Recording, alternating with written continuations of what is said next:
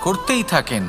আর কিছু সময় পরে যখন তিনি অসংখ্য ধন লাভ করে ফেলেন, তখন তার সাথে ওনার শরীরে অনেক রোগ বাসা বাঁধে।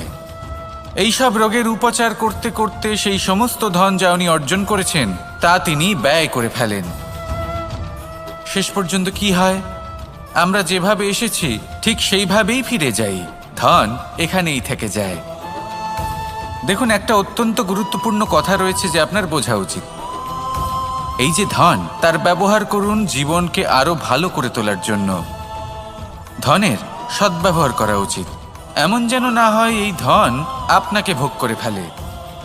এই জীবনকে নিশ্চিত রূপে আরো শ্রেষ্ঠ করে তুলুন। কিন্তু এই ধন অর্জন করার এই প্রক্রিয়াতে নিজের সারা জীবনকে নষ্ট করে ফেলবেন না।